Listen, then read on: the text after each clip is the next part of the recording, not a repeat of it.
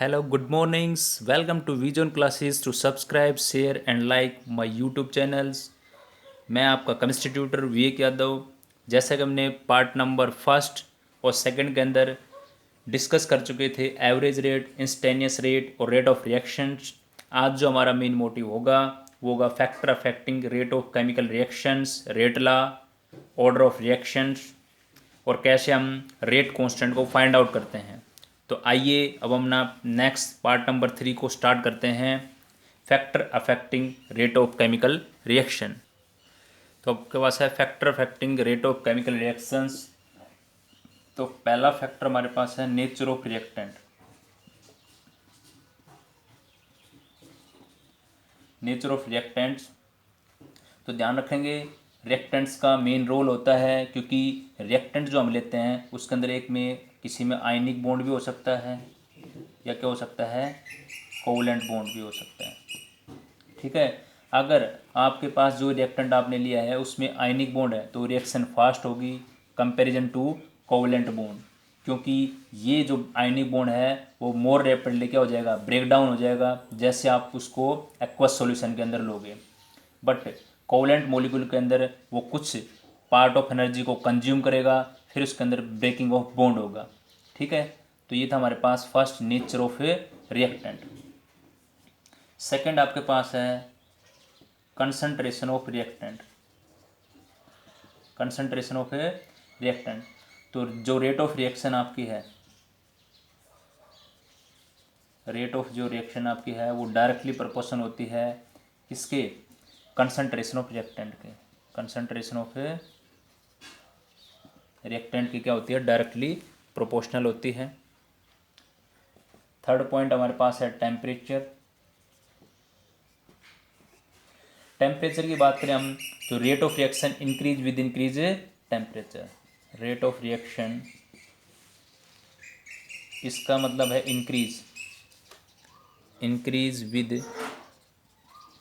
Increase temperature, increase with increase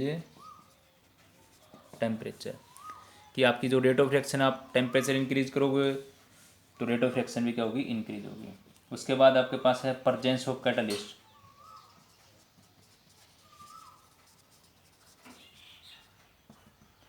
presence of a catalyst, तो ध्यान रखेंगे rate of reaction generally increase, क्योंकि जब कैटलिस्ट लेते हैं, जैसे मान लो ये रिएक्टेंट से प्रोडक्ट में गई आपके पास, रिएक्टेंट से प्रोडक्ट के अंदर, तो कैटलिस्ट क्या करता है, जैसे मान लो कोई रिएक्शन है,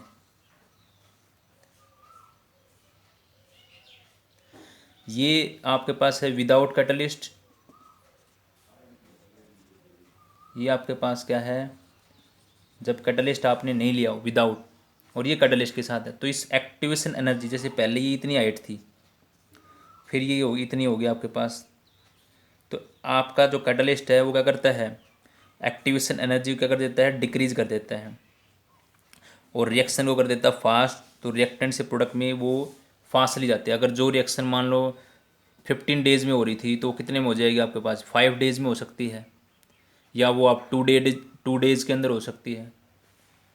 तो जो आपका कैटलिस्ट है वो क्या करता है, ईजिली आपकी रेट ऑफ रिएक्शन को रिएक्टेंट से प्रोडक्ट में ले जाता है और इक्विलिब्रियम इसके अंदर अटेन कर देता है कि रिएक्शन बोथ डायरेक्शन के अंदर सेम रहे। आपके इक्विलिब्रियम पे कोई इफेक्ट नहीं डालता आपका कैटलिस्ट। ठीक है, तो ये था हमारे पास प्रेजेंस ऑफ कैटलिस्ट। फिर उसके बाद हमारे पास एक फैक्टर है third, fourth, fifth, surface area of reactant. Surface area of reactant, अगर आपके पास जितना जो भी आपने रिएक्टेंट लिया उसके पार्टिकल का साइज जितना स्मॉल होगा उतना ही ज़्यादा वो सरफेस एरिया ग्रेटर अटेन करेगा और उतनी फास्टर क्या होगी, रिएक्शन होगी। तो हम बताएंगे the smaller the particle size, smaller the particle size greater the surface area and faster is the reaction, faster is the reaction। अगर पार्टिकल का साइज जितना स्मॉल होगा आपके पास तो उतने ज़्यादा सरफेस एरिया ग्रेटर ट्रेन करेगा आपके पास वो, और उतनी आपकी रेट ऑफ रिएक्शन क्या होगी, फास्टर होगी। उसके बाद एक हमारे पास इसी में आता है 6 नंबर, रेडिएशन। इसके अंदर हम ध्यान रखेंगे क्योंकि कुछ ऐसी रिएक्शन जो बहुत वेरी स्लो होती हैं और कुछ रिएक्शन फास्ट होती हैं, और कुछ रिएक्शन ऐसी होती हैं जो इसके लिए पर्टिकुलर कोई ना कोई कंडीशंस होती हैं। जैसे मान लो कुछ रिएक्शन फोटोकेमिकल कंडीशन में होती हैं, सनलाइट की प्रेजेंस में, जो डार्क कंडीशन में नहीं होती है आपके पास, इन प्रेजेंस ऑफ लाइट में होती हैं, उनको हम बोलते हैं फोटोकेमिकल रिएक्शंस। जो सनलाइट की प्रेजेंस में, ये सनलाइट का सिंबल है, सनलाइट की प्रेजेंस में जो रिएक्शन होती हैं उनको बोलते हैं फोटोकेमिकल रिएक्शन, फोटोकेमिकल रिएक्शन। जैसे example photosynthesis of carbohydrates, photography. Example जैसे इसके अंदर फोटोसिंथेसिस, फोटोसिंथेसिस हो गया, या आपके पास है photography in presence of radiation. तो ये तो नॉर्मल फैक्टर थे हमारे पास, इजी सी बातें। अब हमारे पास जो इसका नेक्स्ट इम्पोर्टेंट पार्ट आता है आपके पास, वो नेक्स्ट इम्पोर्टेंट पार्ट आता है आपके पास है rate law.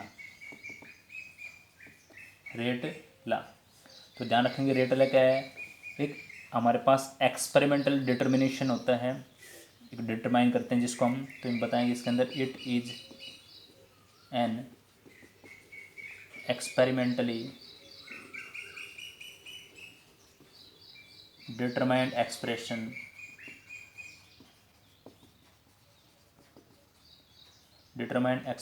which relate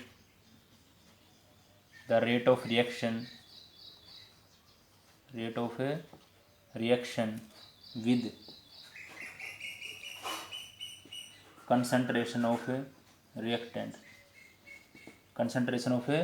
reactant, जो एक हमारे पास एक एक्सपेरिमेंटली डिटरमाइंड एक्सप्रेशन होता है जो क्या रिलेट करता है, किससे रिलेट करता है, rate of reaction with concentration of a reactant से। जैसे हम एक इक्वेशन लिखते हैं फॉर ए हाइपोथेटिकल रिएक्शन, जैसे मैंने लिखा ए जमा बी कन्वर्ट इनटू प्रोडक्ट, ए जमा बी कन्वर्ट इनटू प्रोडक्ट, ठीक है। तो इसके लिए हम रेट कैसे लिखेंगे, रेट इज इक्वल टू, तो रेट क्या होता है, रेट ऑफ रिएक्शन, इसका रेट डायरेक्टली प्रोपोर्शन किसका होगा, कंसंट्रेशन ऑफ रिएक्टेंट, और रिएक्टेंट कंसंट्रेशन कौन है, और कंसंट्रेशन किस में लिखते हैं, स्क्वायर ब्रैकेट में। तो ए और कौन है, बी, ए और क्या है आपके पास है, बी है आपके पास, ठीक है।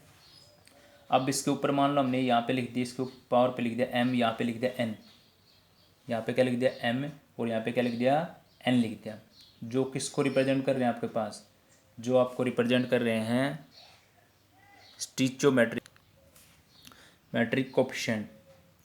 अब देखो यहाँ पे एक बात, दो चीज़ें आती हैं, एक और भी होता है हमारे पास, law mass of action, law mass of action, एक रेट ला। अब एक बात देखो, इन दोनों चीज़ों के अंदर डिफरेंट है कि रेट ला और ला मास ऑफ एक्शन दोनों क्या है, डिफरेंट है। कैसे डिफरेंट है, जैसे मान लो इक्वेशन तो मेरे पास यही है same, A plus B convert into product. अब देखो यहाँ पे मैंने ऐसे लिखा रेट डायरेक्टली प्रोपोर्शनल ए, और यहाँ पे मैंने लिख दिया बी, क्या लिख दिया बी, और इसके ऊपर ए लिख दिया, इसकी पावर इसकी बी लिख दी। अब देखो यहाँ पे कैसे डिफ्रेंशिएट करेंगी, दोनों चीज़ें दिखने में तो एक जैसी है, ये भी रेट डायरेक्टली प्रोपोर्शनल है कंसंट्रेशन ऑफ रिएक्टेंट, ये भी कंसंट्रेशन ऑफ रिएक्टेंट है, बट इसमें और इसमें दोनों में फ़र्क क्या है बेटा, ये जो मेरे पास एम और एन जो मैंने लिखे हैं, ये मेरे जो भी रेट ऑफ रिएक्शन जो एक्चुअली है, जो एक्चुअली हमने जो एक्सपेरिमेंटली ऑब्जर्व किया ना वो है, और ये जो है आपके पास ये मेनली आपके पास है स्टिचोमेट्रिक कोफिशिएंट। तो अगर मेरे को दोनों चीज़ों के अंदर डिफ्रेंशिएट बताना हो कि भी रेट ला और ला मास ऑफ एक्शन में क्या है, तो आप ऐसे बोलोगे कि रेट ला के अंदर जो रेट ऑफ रिएक्शन है वो डिपेंड करते हैं concentration term on which rate of reaction actually depend. तो कंसंट्रेशन टर्म का मतलब इस पे मेनली इस पे डिपेंड कर रही है आपके पास, ठीक है।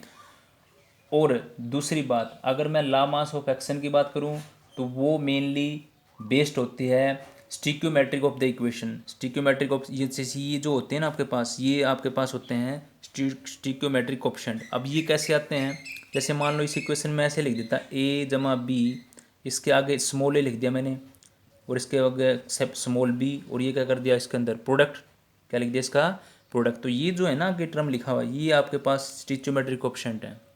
ये क्या है, इसके स्टिच्योमेट्रिक कोएफिशिएंट है। तो यही तो पावर में गए इसके अंदर। तो ये तो सिर्फ इसी पे बेस है, एक्चुअली किस पे बेस है, इन स्टिच्योमेट्रिक कोएफिशिएंट पे। और जो हमारी रेट ला है, रेट ला मेनली किस पे डिपेंड है, एक्चुअली जो हमारे पास रेट ऑफ रिएक्शन में जो कंसंट्रेशन टर्म है ना उस पर डिपेंड करती है। कंसंट्रेशन टर्म में उस पर डिपेंड करता है। और ये जो एम और एन है ये हम स्टिच्योमेट्रिक कोएफिशिएंट नहीं बोल सकते इसमें। ये एम और एन की जो पावर आती हैं वो आपके पास एक्चुअली जो आपने ऑब्जर्व की है वो पावर आते हैं आपके पास। ठीक है, तो इन दोनों में ये डिफरेंस है, रेट ला और ला मास ऑफ एक्शन। तो इसमें तो बताएंगे रेट ला के अंदर तो जो रेट ऑफ रिएक्शन वो एक्चुअली किस पे डिपेंड है, कंसंट्रेशन टर्म पे। और ला मास ऑफ एक्शन के अंदर जो आपके पास रेट ऑफ रिएक्शन है वो किस पे बेस्ड है, ओनली स्टिच्योमेट्रिक कोएफिशिएंट पे, स्टिच्योमेट्रिक कोएफिशिएंट। और ये स्टिच्योमेट्रिक कोएफिशिएंट होते हैं ऐसे आगे। ठीक है, तो ये था रेट ला और ला मास ऑफ एक्शन। इसी के अंदर हमारे पास एक डेफिनेशन आती है रेट कांस्टेंट। क्या आती है, रेट कांस्टेंट। तो वो देखते हैं, देखो रेट कांस्टेंट क्या होता है। अब रेट कांस्टेंट देखें, रेट कांस्टेंट ये आप थोड़ा ऊपर लिख देते हैं यहाँ पे, रेट कांस्टेंट। रेट कांस्टेंट क्या आपके पास है, it is defined as, it is defined as the rate of reaction, rate of reaction when the concentration, when the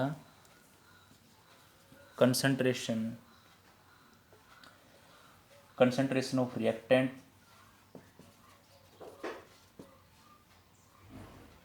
in the reaction is unity, is a unity। unity का मतलब one मान लिया अगर उनको। जैसे मान लो देखो जैसे थे ना हमारे पास रेट इज इक्वल डाल दी प्रोपोर्शन ए और बी, और यहाँ पे एम था और यहाँ पे एन था। अगर मेरे पास कंसंट्रेशन जो रिएक्टेंट की है, जैसे ए को भी मैं क्या मान लूँ 1, और बी को भी क्या मान ले हम, बी को भी क्या मान ले, जो बी की कंसंट्रेशन है, यहाँ दिख रहा है आपको, ऊपर लिखते हैं यहाँ पे, बी की कंसंट्रेशन उसको क्या मान ले, 1 मान ले। तो ये दोनों को 1 मान ले तो क्या आ जाएगा मेरे पास, क्योंकि जब इस प्रोपोर्शनलिटी को हटाएंगे हम तो रेट इज इक्वल टू के ए और बी ऐसे आएगा ना, ए और बी। तो ध्यान दें, देखो ये हमने प्रोपोर्शनलिटी का निशान हटा दिया यहाँ पे, तो क्या आएगा, इस प्रोपोर्शनलिटी हटा ये के, यही तो है रेट कांस्टेंट आपका। और इसके ऊपर पावर क्या थी, एम, और ये क्या था, एन। मैंने इन दोनों की वैल्यू क्या ले ली है, 1 ले ली है। तो ये क्या बराबर होगा, किसके बराबर होगा, के बराबर होगा ना आपके पास। ठीक है, तो इसी को क्या बोलते हैं आप, रेट कांस्टेंट बोलते हैं। तो रेट कांस्टेंट कब है, जब आप रेट ऑफ रिएक्शन के अंदर कंसंट्रेशन ऑफ रिएक्टेंट को यूनिटी ले लेते हो। कंसंट्रेशन ऑफ रिएक्टेंट क्या ले लेते हैं, यूनिटी ले लेते हैं, तो उसको बोलते हैं रेट कांस्टेंट। फिर हमारे पास एक स्मॉल टर्म आती है order of reaction, order of reaction. तो ऑर्डर ऑफ रिएक्शन क्या है, it may be defined as the sum of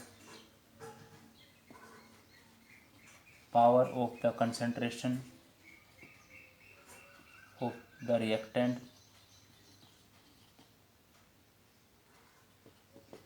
in the rate law expression। ये कहता है अगर हम पावर का सम कर दें किसका, कंसंट्रेशन रिएक्टेंट को, किस में, रेट लाला एक्सप्रेशन में। अभी तो सीखा था रेट लाला एक्सप्रेशन क्या था। जैसे मान लो आपके पास यही तो क्या था कि ए जमा बी कन्वर्ट इनटू प्रोडक्ट, और हमने ऐसे लिख दिया रेट बराबर है ना डाल दी proportion concentration of reactant, rate वाला एक्सप्रेशन यही तो था, एम और एन। तो कहता है अगर ये जो आपके पास है इन पावर का सम कर दें, जैसे एम जमा एन का सम कर दें, तो वो क्या आ जाएगा आपके पास, ऑर्डर ऑफ रिएक्शन आ जाएगा। क्या आ जाएगा आपके पास, ऑर्डर ऑफ रिएक्शन आप फाइंड आउट कर लोगे। ठीक है, तो यही था कि sum of power of concentration of reactant, जो किस में एक्सप्रेस कर रखे हमें, रेट ला एक्सप्रेशन के अंदर, रेट ला एक्सप्रेशन। तो उससे क्या फाइंड आउट हो जाएगा आपके पास, ऑर्डर ऑफ ए रिएक्शन। और इसके अंदर ये है, जैसे इस एम का मतलब है इस ए का ऑर्डर विद रेस्पेक्ट टू, जैसे मान लो आपके पास एम का मतलब अगर हम बताएं, एम का मतलब क्या है कि order of reaction with respect to A concentration, with respect to A concentration. और इस एन का मतलब क्या है कि order of reaction with respect to B concentration, with respect to B concentration. अगर बी के रेस्पेक्ट में कौन बता रहा है, एन, और एम किसके रेस्पेक्ट में बता रहा है, ऑर्डर ऑफ रिएक्शन ए जो हमारे पास कंसंट्रेशन ऑफ ए के रेस्पेक्ट में। इसीलिए तो इसकी पावर क्या है, एम, इसकी पावर क्या है, एन आपके पास। ठीक है, इसको बोलते हैं ऑर्डर ऑफ ए रिएक्शन। अब ओवरऑल ऑर्डर कुछ नहीं, कंसंट्रेट ये रिएक्टेंट आपके पास तीन भी हो सकते हैं। मान लो इक्वेशन ए जमा बी जमा सी कन्वर्टेड टू पी, ऐसे भी हो सकता है, रेट डायरेक्टली प्रोपोर्शनल के ए की पावर बी की पावर और सी की पावर। तो यहाँ पे क्या है, एम, यहाँ पे मान लो क्या आ जाए, एम, यहाँ पे एन, यहाँ पे एम एन पी लिख दो, मान लो एम एन पी। तो ऑर्डर कैसे आएगा, M N P, M N P का सम कर देंगे तो क्या आ जाएगा आपके पास, ऑर्डर ऑफ ए रिएक्शन। ठीक है, तो ये चीज़ ध्यान रखेंगे।